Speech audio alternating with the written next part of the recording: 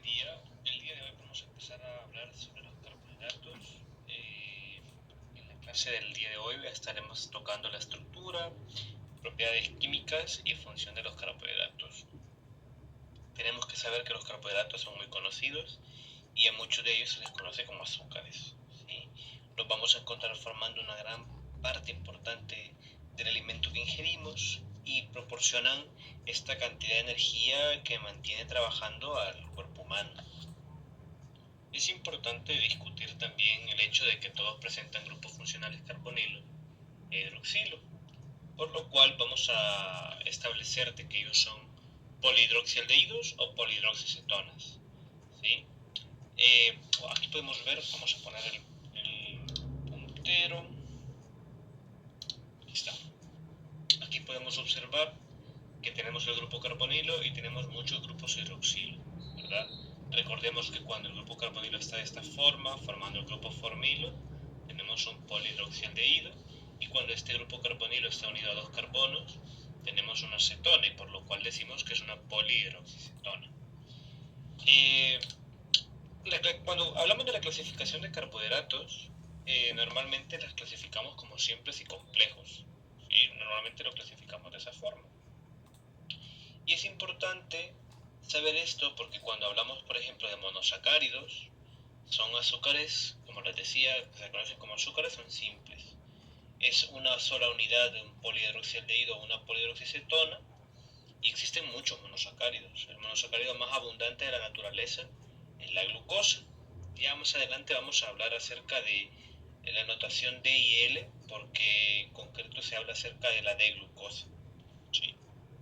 Ahora, se conocen muchos monosacáridos, y como les decía, aquellos que tienen los polihidroxialdehídos se les conocen como aldosas, y aquí por eso tenemos esto, aldosas de 4, 5, 6, muchos carbonos, partiendo de 3, y por eso partimos de acá, como por ejemplo el gliceraldehído, que más adelante lo van a ver por ejemplo en la glucólisis, y las cetosas, que tiene por ejemplo la dihidroxiacetona, también lo van a ver más adelante cuando vean los procesos de metabolismo de la glucosa.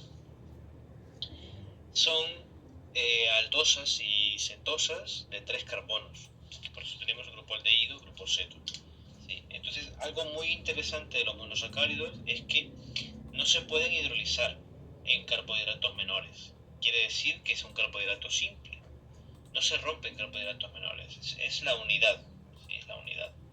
Ahora, otro caso son, por ejemplo, los disacáridos. Los disacáridos, cuando hablamos de los disacáridos, vamos a meternos dentro de la categoría de los oligosacáridos, ¿sí? Esto va a depender un poco acerca de la bibliografía que tomemos en cuenta. Muchas veces los disacáridos están en una clasificación diferente a los oligosacáridos, pero los libros muchas veces colocan a los disacáridos como una de las categorías de los oligosacáridos. ¿Por qué pasa esto? Porque se entiende que los oligosacáridos son cadenas cortas de unidades de monosacáridos que están enlazados, ¿sí?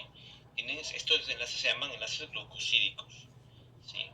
Y cuando hablamos de los disacáridos, vamos a hablar de dos unidades de monosacáridos. Entonces, por eso es que muchas veces los disacáridos se catalogan dentro de los oligosacáridos, porque los oligosacáridos es como que son cadenas cortas de unidades de monosacáridos unidos. Aquí podemos encontrar trisacáridos, disacáridos. Entonces, la bibliografía muchas veces lo hace desde ese sentido, ¿sí? Entonces, de producir dos, cuando se hidroliza, ¿sí?, se producen dos o más monosacáridos, pues se está hablando un poco ya de los oligosacáridos, algo muy diferente a los polisacáridos. Que los polisacáridos, si bien es cierto, se van a producir varios, pero la bibliografía establece que tiene que contener 20 unidades o más, ¿sí? 20 unidades o más. Hay cierta bibliografía que establece una definición diferente, pero nos vamos a quedar con la idea de que contienen más de 20 unidades de monosacáridos. Hay algunos que tienen muchas, 100, miles de unidades de monosacáridos, y están enlazados por ciertos enlaces, que son los enlaces glucosídicos, que más adelante los vamos a ver. Que por ejemplo tenemos un caso característico, o por ejemplo el glucógeno. El glucógeno o la celulosa, por ejemplo, son unidades repetitivas de muchas unidades de glucosa. ¿Sí? Son muchas unidades de glucosa. Entonces, muy característico esto. Los disacáridos vamos a tener dos unidades, como por ejemplo la maltosa en este caso. ¿Sí? Y los polisacáridos vamos a tener muchas unidades de monosacáridos. Uno de los temas importantes que tenemos que hablar cuando vamos a estar hablando de los carbohidratos es la quiralidad. Ahora, ¿qué es la quiralidad? ¿Qué vamos a hablar de la quiralidad? Bueno, primero tenemos que entender la idea de una imagen especular. ¿Sí? Tenemos que tener la idea de qué es una imagen especular. Ahora, cuando nosotros hablamos de imagen especular, es una reflexión de una figura. ¿Sí? Es una reflexión respecto a un objeto, ¿verdad? Y respecto a un plano. Entonces, ¿qué pasa? Es como que estuviéramos viéndolo, por ejemplo, con un espejo. ¿Sí? Es como que lo estuviéramos viendo con un espejo. Vamos a poner este ejemplo de acá. Por ejemplo, de acá. Bueno, por ejemplo, nosotros nos fijamos que está... Vamos a poner... Aquí está, otra vez. Aquí está. Por ejemplo, fijémonos. ¿Verdad? Aquí tenemos carbono, grupo hidroxilo. Aquí tenemos un grupo formilo. Aquí tenemos un grupo metileno con un grupo hidroxilo unido y el hidrógeno. Si nos fijamos, ¿la figura es simétrica? Sí, pero está invertida respecto al objeto original. Sí, está invertida. ¿Sí? Entonces, cuando hablamos de una imagen especular, vamos a hablar de eso. Una imagen simétrica pero invertida. Ahora, muy importante, regresando un poco a la quiralidad. ¿Qué es lo importante de esto? Que, si bien es cierto, todo tiene una imagen especular, pero no todas las imágenes, no todos los objetos son superponibles con esto. ¿Sí? No son superponibles con esto. Entonces, ya teniendo la idea de que es una imagen especular, podemos hablar de que es quiral, ¿sí? O que es un objeto quiral dentro de la química. Y cuando hablamos de un objeto quiral, vamos a hablar de que si un objeto es quiral, no va a ser superponible con su imagen especular. ¿Sí? Entonces, una molécula es quiral si sus dos formas de imagen especular no son superponibles, pero ojo, en sus tres dimensiones, en las tres dimensiones. Entonces, por ejemplo, lo opuesto a quiral es aquiral. Entonces, cuando tenemos el caso de aquiral, es que sí es superponible con su imagen especular. ¿Sí? Entonces, vamos a poner un ejemplo de esto, que con las imágenes especulares y con la quiralidad nos va a llevar a otra terminología. Vamos a ver esto de acá. Ustedes ya conocen qué son los isómeros. ¿Sí? Hemos hablado de los isómeros constitucionales. Pero en este caso vamos a llegar acerca de los estereoisómeros. Y con los estereoisómeros nos vamos a meter con la idea de que están relacionados con su imagen especular, los estereoisómeros. ¿Sí? Y los estereoisómeros que están relacionados con el objeto y su imagen especular, que es no superponible, vamos a clasificarlos como enantiómeros. ¿Sí? Vamos a clasificarlos como enantiómeros. Entonces, mucho ojo con esto. Por ejemplo, aquí tenemos un ejemplo. Esta molécula de acá, este compuesto de acá, es bromoclorofluorometano. Bromoclorofluorometano. ¿Sí? Ahora, aquí estamos representándolo en modelo de las bolitas y las varillas. Y aquí, por ejemplo, tenemos una imagen especular de él. ¿Sí? Entonces, por ejemplo, la imagen como tal es simétrica. Tiene la misma constitución. Los átomos están conectados en el mismo orden. Pero ¿qué es lo que se difiere? La posición tridimensional. El arreglo de los átomos en el espacio es diferente. Entonces, en ese caso, ¿sí? Las imágenes especulares, en este caso, nos van a dar moléculas, nos van a dar compuestos que podemos clasificar como estereoisómeros. Entonces, los estereoisómeros, y es por eso que aquí está acá, los estereoisómeros que están relacionados como un objeto y su imagen especular, que sea no superponible, se van a clasificar como enantiómeros. Para poder ver que no son superponibles, lo que se hace es una una prueba como tal, una prueba de quiralidad. Lo que se hace es como una prueba de superponibilidad, en donde lo primero que se hace es que se colocan las dos representaciones, primero la original y luego la imagen especular, comparamos, que una lo que va a hacer es girar 180 grados y después se compara. Y después se compara. Por ejemplo, si nosotros giramos esto 180 grados, lo que va a pasar es que lo que se va a suceder es que el hidrógeno, si el hidrógeno va a generarse, vaya, por ejemplo, tenemos esto de acá, tenemos esta es la imagen especular, giramos 180 grados, el hidrógeno está pasando de este lado a este lado de acá, ¿sí? ¿Ven? ¿Sí? A este lado de acá. Y entonces el cloro se va a mover de este lado como para este lado, que está como por aquí, y el bromo también gira, ¿ven? A comparación. Por eso tenemos A y B, y aquí la B original y la B', que es ya luego con el giro de 180. Luego comparamos A y B', que es la B' en la que ya ha girado 180 grados, y nos vamos a dar cuenta que no se pueden superponer entre sí. Por lo cual podemos decir que el bromoclorofluorometano es una molécula quiral. Y entonces las dos formas de imagen especular son enantiómeros entre sí, porque no son superponibles. Entonces, como hemos visto la quiralidad, ¿sí? Tenemos que eventualmente llegar al centro quiral. ¿Sí? Hombre, hemos visto moléculas que tienen diferentes, vamos a decirlo, grupos o átomos unidos a un carbono central. ¿Sí? Entonces, como referencia, la IUPAC recomienda que cuando hay un carbono con 4 grupos diferentes, en este caso, por ejemplo, está representado con Y, W, X y Z, en este caso lo que se haga es determinarlo como un centro de quiralidad, ¿sí? Y así lo vamos a usar, esa terminología es la que vamos a usar. Por ejemplo, en este caso tenemos 4 grupos diferentes, un grupo metil, un grupo etil, un grupo hidroxilo e hidrógeno, pero aquí tenemos 2 grupos metil. Entonces este carbono no puede ser un centro quiral, pero aquí sí es un centro quiral. Ahora, cuando tenemos un solo centro de quiralidad, solo tenemos uno, ojo que las polihidroxialdehídos y las polihidroxicetonas van a tener muchos centros de quiralidad, y esto más adelante lo vamos a ver representado con las proyecciones de Fischer, más adelante lo vamos a ver. Pero por ejemplo, con estos casos, cuando solo hay un centro de quiralidad, cuando existe solo uno, es una forma simple y rápida de determinar si una molécula es quiral es cuando existe ese centro quiral, pero solo uno. Solo uno. Muchas veces puede pasar de que haya más centros de quiralidad y esto haga que se genere una simetría de otra forma en el espacio, una simetría que genere que la molécula pues no sea quiral como tal.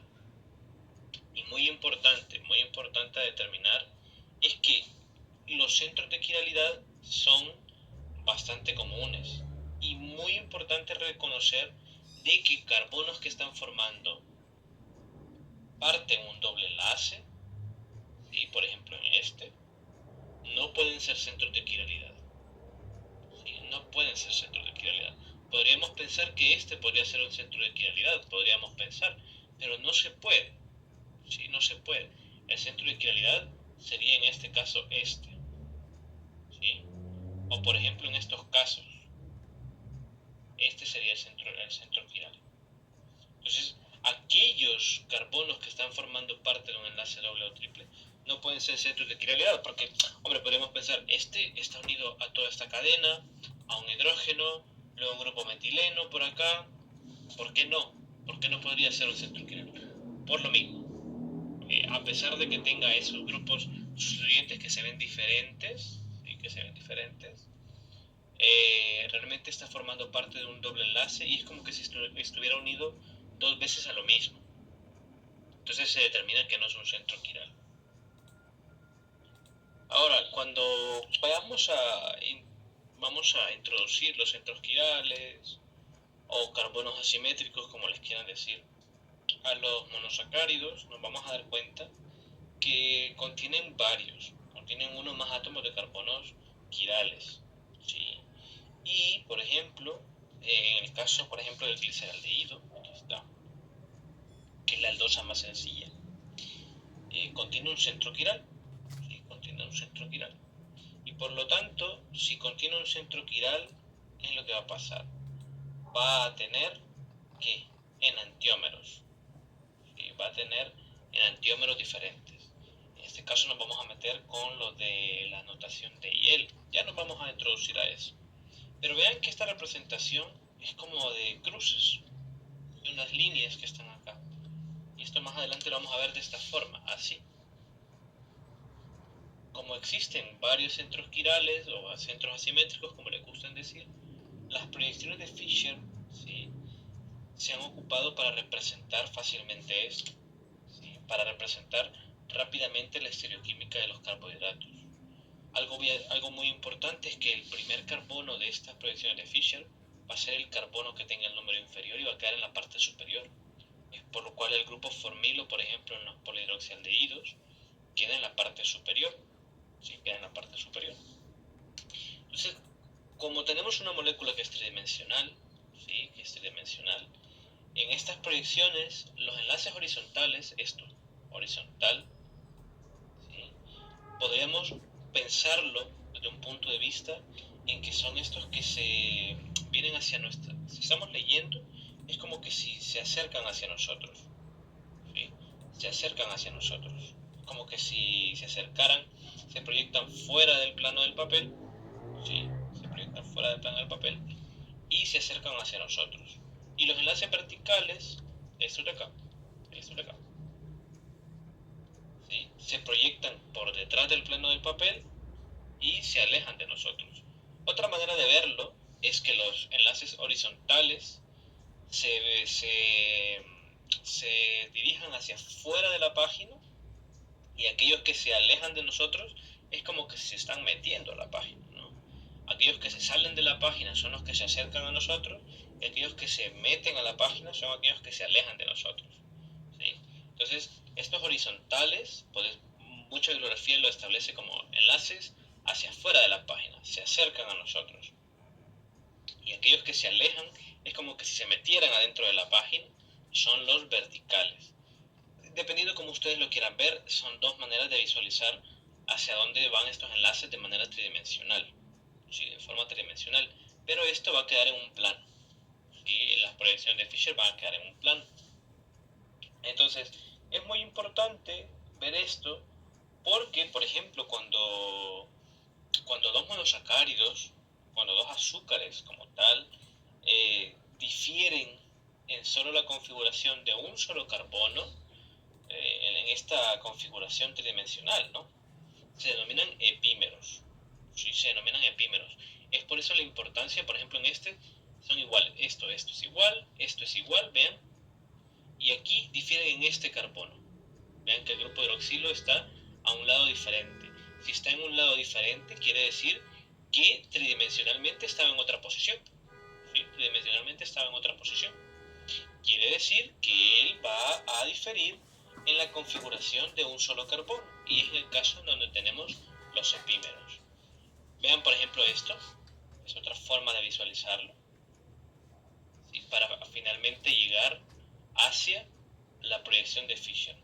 Vean, es por eso que les decía, por ejemplo, vean el 1,4, ¿sí? Vean el 1,4. El 1,4 es como que si viene hacia mí, ¿sí?, viene hacia nosotros, en la horizontal, y estos que se alejan de mí, 2 y 3, quedan vertical, ¿sí?, quedan vertical. Entonces es una manera de establecer cómo se hacen estas proyecciones de Fisher. No vamos a hacer proyecciones de Fisher desde el método de bolas y varillas, no lo vamos a hacer. Vamos a trabajar ya con las proyecciones de Fisher ya hechas, ¿sí? Vamos a trabajar con las proyecciones de Fisher ya establecidas, pero es muy importante que ustedes sepan de dónde vienen o cómo se han realizado. Entonces, ahora que sabemos las proyecciones de Fisher, ahora que sabemos qué son los estereoisómeros, qué son los enantiómeros, podemos establecer la idea de que hay dos grupos, ¿sí? Por lo general, aquellos grupos, estos grupos se van a dividir dependiendo el centro quiral más distante del grupo carbonilo. Por ejemplo, este grupo carbonilo, el más distante va a ser este de acá, ¿sí? Este de aquí. En este caso, este de acá. ¿Qué es lo que sucede? Aquí hay una configuración, aquí hay una diferenciación. Todos aquellos que el grupo hidroxilo de este átomo de carbono se encuentra del lado derecho, vamos a llamarles azúcares D. Azúcares D. Y aquellos que están del lado izquierdo, L.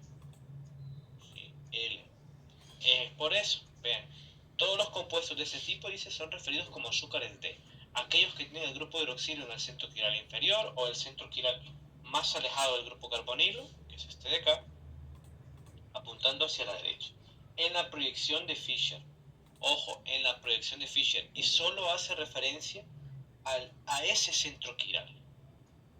Solo hace referencia a ese centro quiral, no a todos, solo hace referencia a ese centro quiral. Entonces, tenemos que saber esto porque la mayor parte de las exosas presentes en los seres vivos son D. Quiere decir de que la relación de D y L quiere decir que vamos a tener isómeros. ¿Sí? Vamos a tener isómeros. Entonces, la mayoría de estos isómeros son isómeros D. Esto es una preferencia inicial durante la evolución. ¿Sí? Se seleccionó un isómero y se estableció, reteniendo su preferencia con este estereoisómero. Entonces, muy importante recordar esto, porque cuando nosotros vayamos a ver por ejemplo, las aldopentosas y las aldohexosas, nos vamos a fijar que tienen esta D acá. ¿Sí? Y es muy importante recordar eso. Aquí vamos a tener varias, las más comunes, y vamos a notar que tienen esa notación D. ¿A qué se va a referir esa notación D? A ese último centro quiral. Ahora es momento de que hablemos de las aldopentosas y las aldohexosas. ¿Por qué son importantes? Bueno, porque aquí vamos a encontrar muchos componentes importantes de la familia de los monosacáridos. ¿Sí? Por ejemplo, las aldohexosas incluyen algunos de los monosacáridos más conocidos de la Tierra, por ejemplo, lo de la glucosa. Las aldopentosas nos vamos a dar cuenta que son estas de acá, 1, 2, 3, 4, 5, y van a tener 3 centros de quiralidad. ¿Sí? Van a tener 3 centros de quiralidad. Las aldohexosas, como tal, van a tener 4 centros de quiralidad, 1, 2, 3, 4. Y nos vamos a dar cuenta de algo, de que, por ejemplo, si volvemos a la imagen anterior, a la diapositiva anterior, ellos van a tener su imagen especular. Por ejemplo, la de glucosa tiene su imagen especular con la de la glucosa. Es cierto que cambia el último centro quiral, pero nos vamos a dar cuenta que todos están invertidos. Vean, este ahora está a la derecha, ahora está a la izquierda. Este es a la izquierda, ahora está a la derecha. Entonces todos están invertidos.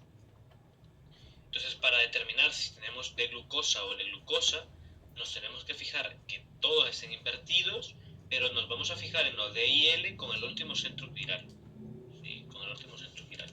Y aquí tenemos ejemplos de estos. Por ejemplo, la eritrosa, la treosa, bueno, la más pequeña, el gliceraldehído, el D-gliceraldehído, y vean que todos están con D.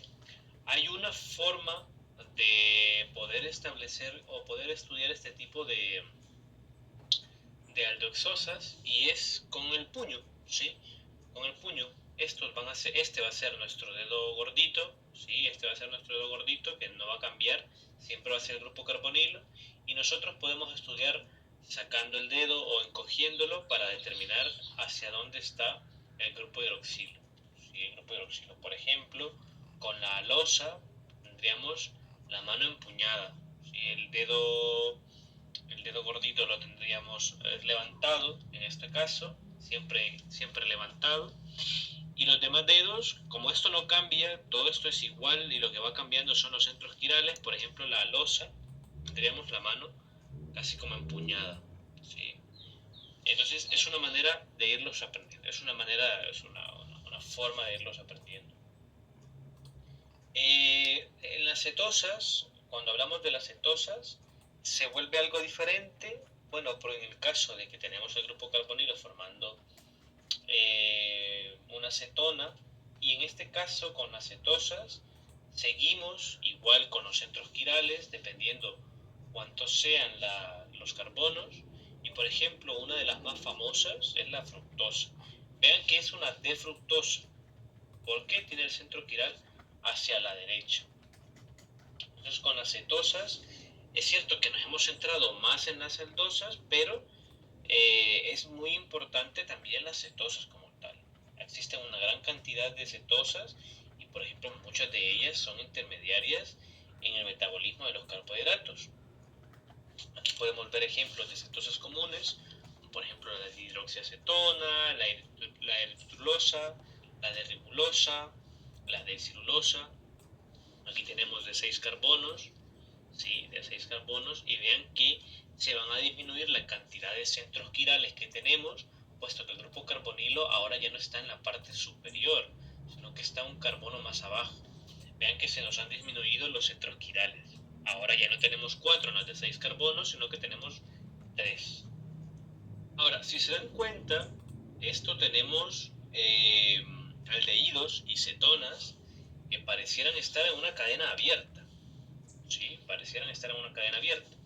Por ejemplo, en el caso de las polihidroxialdehídos, están en una cadena abierta. Ahora, no les da la curiosidad, aquí da la curiosidad. ¿Será que este grupo carbonilo y este grupo hidroxilo pueden reaccionar entre sí? Y la verdad es que sí. Y es aquí en donde nos vamos a centrar en las formas cíclicas de estos carbohidratos. Como las aldosas tienen grupos funcionales que pueden reaccionar entre sí, ¿sí? Se pueden unir, ya que el grupo hidroxilo y carbonilo son parte de esta misma molécula como tal. ¿Qué pasa? Se puede formar algo que vamos a conocer como un hemiacetal cíclico. ¿Sí? La formación de estos hemiacetales cíclicos son muy comunes y vamos a tener casos en donde el hemiacetal cíclico, bueno, no vamos a tener casos, por ejemplo en el estado acuoso están en un estado cambiante, en estado de equilibrio, de forma abierta y cerrada, Cuando vamos a formar estos hemiacetales, lo más común que vamos a tener son anillos de 5 o 6 miembros, ¿sí? Anillos de 5 o 6 miembros. Y por ejemplo, los de 5 miembros le vamos a llamar furanosas y a los de 6 miembros le vamos a llamar piranosas. Y el carbono, ¿sí? Del anillo que se forma, ¿sí? que se ha unido, que se está generando del grupo carbonilo unido con este grupo hidroxilo, le vamos a llamar un carbono anomérico. Este carbono anomérico es un nuevo centro quiral. ¿Sí? Este carbono anomérico es un nuevo centro quiral. Y este carbono anomérico nos va a generar configuraciones diferentes. Nos va a poder formar configuraciones alfa o beta dependiendo hacia dónde quede la dirección del grupo hidroxilo. ¿Sí? Ahora, para determinar esto, mucho ojo, hay ciertas reglas y las vamos a ver a continuación. Y vamos a ver esto a continuación. Veamos. Aquí tenemos lo que se conocen estas formas cíclicas. Ya no se conocen como proyecciones de Fischer, ahora se conocen como proyecciones de Howard. ¿Sí? De Howard. Por, pues, un químico inglés que estableció que los carbohidratos pues, existían más en su forma cíclica que en su forma de cadena abierta. Vamos a tener, ojo, del propio polihidroxialdehído que tengamos, por ejemplo, que tenemos la de glucosa, ¿sí? Vamos a tener dos formas estereoisoméricas resultantes, ¿sí? Que pueden ser alfa o beta, y esto va a depender de la configuración del carbono anomérico, ese nuevo centro quiral que se nos está formando, ¿sí? Aquí tenemos una imagen un poquito más clara con el carbono anomérico. Vean esto, dependiendo de la posición, dependiendo de la configuración que quede con el grupo hidroxilo, se nos van a generar dos formas estereoisoméricas, que puede ser alfa o beta, ¿sí? Que puede ser alfa o beta, y van a determinar esa configuración del carbono anomérico de esto, y la configuración del carbono anomérico como tal también está relacionada con la idea de si el carbohidrato es D o L. Sí, es D o L. Primero, vamos a ver primero qué es lo que está pasando. Lo que está sucediendo, cómo se está formando la proyección de Howard, podríamos pensar. Bueno, lo primero que se hace es que lo primero que se genera es que la proyección de Fisher prácticamente es como que si se ha girado. Si se ha girado en una posición de 90 grados, se ha girado 90 grados. ¿Y qué es lo que sucede? Si nosotros nos fijamos, los grupos hidroxilo de la cadena ahora ya no están hacia la derecha o la izquierda, ahora están hacia arriba y hacia abajo. Entonces, los grupos hidroxilo que están hacia la derecha del carbono que está vertical de esta proyección de Fisher, ahora como tal van a estar hacia abajo. Si esto lo hiciéramos una cadena, estos grupos de hidroxilo estuvieran hacia abajo. Si esto lo extendiéramos hacia una cadena, hacia abajo. Y los que están hacia la izquierda, en la proyección de Fisher, aquí lo podemos ver, van a quedar hacia arriba. Si lo extendiéramos como una cadena, hacia arriba. Esto se va a ir ciclando. Esto se va a ir ciclando, se va a ir plegando. Se va a ir plegando y el grupo hidroxilo, y esto va a depender de la proyección de Haworth que tengamos, ya sea de 5 o 6 miembros. Por ejemplo, en este caso, ¿qué es lo que vamos a hacer? Aquí queremos una proyección, una estructura cíclica de ¿cuántos miembros? De 6 miembros. 1, 2, 3, 4, 5, 6. El oxígeno forma parte del anillo como tal. Entonces, plegamos la cadena y el grupo hidroxilo como tal, ¿sí? El grupo hidroxilo, ¿qué es lo que va a pasar? El grupo hidroxilo que está en el carbono 5, ¿sí? En el carbono 5, vean este grupo hidroxilo de acá, vean, 5, vean, 5, 5. Ese grupo hidroxilo, ¿qué va a suceder? Va a quedar cerca del grupo carbonilo. ¿Sí? Va a quedar cerca del grupo carbonilo. Y ojo, este carbono 6 va a quedar hacia arriba. Vean, carbono 6, va a quedar hacia arriba si es una notación D y va a quedar hacia abajo si es una notación L. Muy importante eso, muy importante eso. ¿Qué es lo que se hace para terminar, para completar la estructura de Haworth?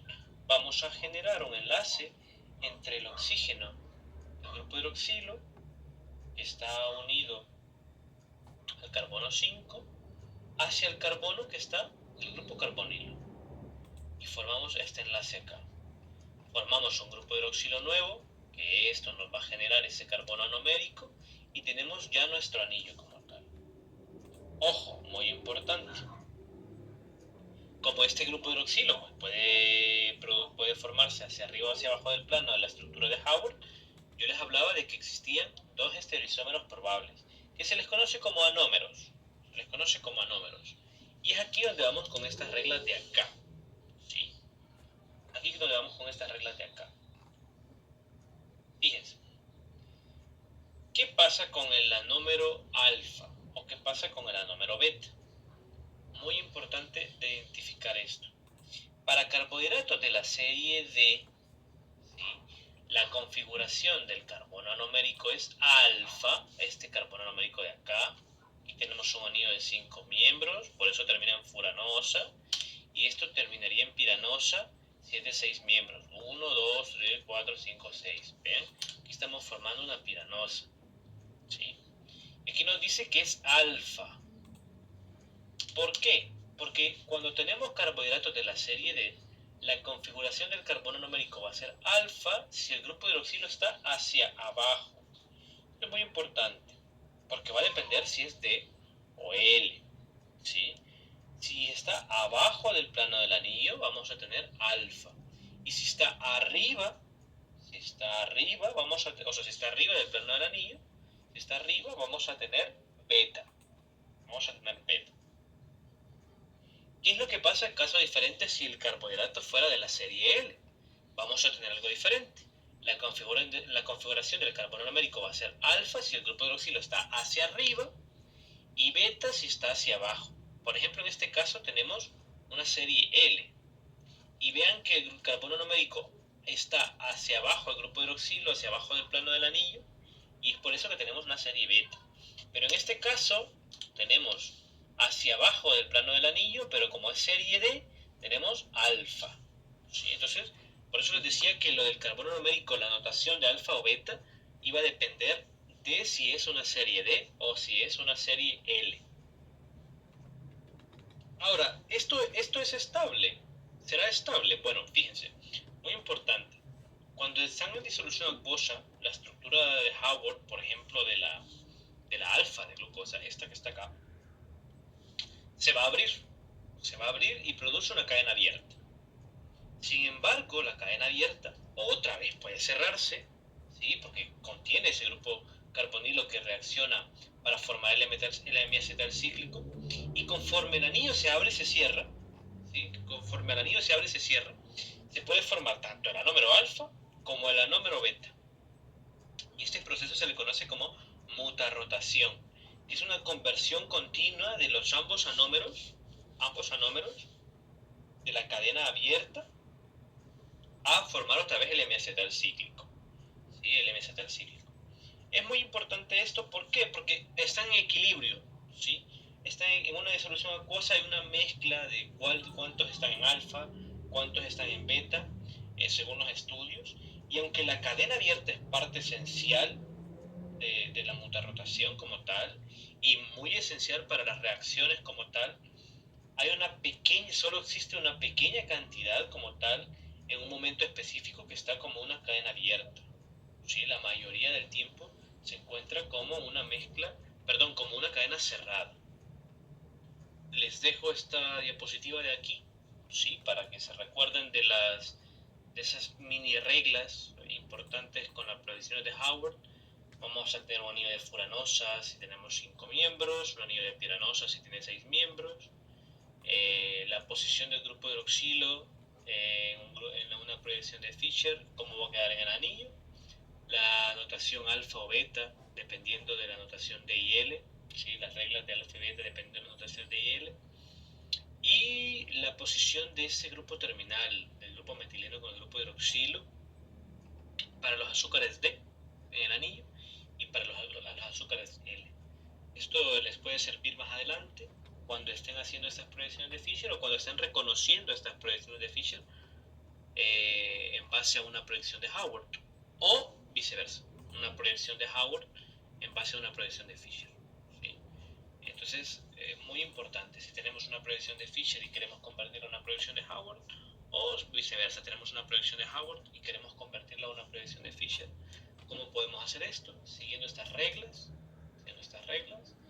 y viendo en dónde se han formado los enlaces.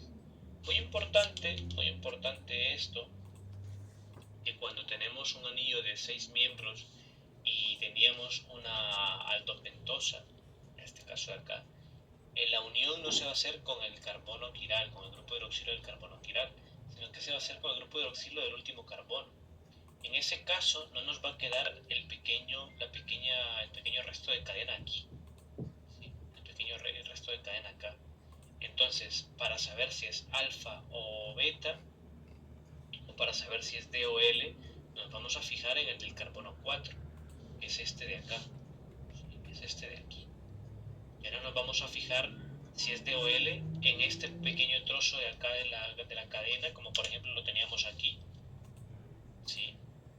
Porque en este caso, cuando teníamos unidos de 6 miembros, el carbono que estaba reaccionando era el carbono del último centro quiral, entonces perdíamos la posición del grupo hidroxilo. No sabíamos en dónde estaba la posición del grupo hidroxilo, si era D o L, una proyección de Howard.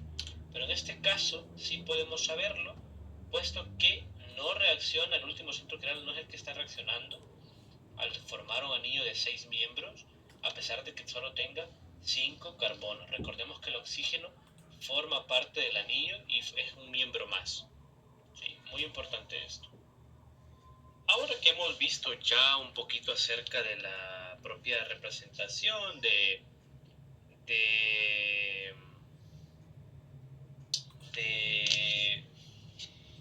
como tal los monosacáridos, es momento que veamos las reacciones.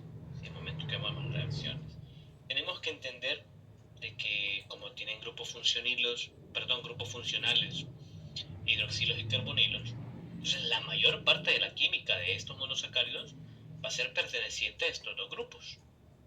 y nos vamos a centrar en una reacción como tal, que es la formación de glicósidos. Sí, es la formación de glicósidos. ¿Qué es lo importante acá? Bueno, fíjense, lo importante es que cuando tratamos por ejemplo, un hemiacetal, que lo tenemos aquí, un hemiacetal, y lo tratamos con un alcohol, este de acá, y bueno, esto desde el punto de vista del laboratorio se necesita un medio ácido. Cuando se hace en laboratorios, vamos a tener algo que le vamos a conocer como un glicósido. ¿Sí? Un glicósido. ¿Qué es lo importante acá? Lo importante de esto es que el grupo hidroxilo, como tal, está siendo reemplazado. Ya no es un OH. Ahora va a ser un oxígeno unido a una cadena alquilada, que en muchos libros los vamos a conocer como estos grupos OR. ¿Sí? Entonces, ¿qué es lo que sucede? Que vamos a cambiar este grupo hidroxilo por un grupo diferente. ¿Sí? Por un grupo diferente. Y esto como tal se le conoce como acetal. Se le conoce como glicósido, sí, pero realmente químicamente se le conoce como acetal. ¿Sí? Acetal. Y podemos tener acetal con la mezcla alfa y beta, dependiendo como tal la posición alfa o beta de ese carbono anomérico. Mucho ojo porque esto en este caso que estamos formando glicósidos, como tal, como están formando glicósidos, estamos perdiendo la posibilidad, cuando formamos los glicósidos, estamos perdiendo la posibilidad de que esto se vuelva a abrir. Recuerden que esto estaba en forma de cadena abierta. ¿Sí? Estaba en forma de cadena abierta. Y en forma de hemiacetal, la cadena cerrada. Entonces, ¿qué es lo importante de esto? Lo importante de esto es que estamos sustituyendo, y no solo estamos sustituyendo, sino que ahora lo que estamos haciendo es quitando la posibilidad de que esto se pueda abrir. Mucho ojito con eso. Es muy importante. Algo muy importante de esto es que ¿qué va a pasar? ¿Sí? ¿Qué va a pasar? Recordemos que si esto queda abierto, ¿sí? Que si esto queda abierto, se queda la forma del aldehído. ¿Sí? Por ejemplo, en este caso de la glucopiranosa. En ese caso, tenemos un azúcar prácticamente que puede ser un agente reductor. ¿Sí? Que puede ser un agente reductor. ¿Qué es lo que pasa con estos casos? En que cuando tenemos la situación en donde ya hemos hecho reaccionar,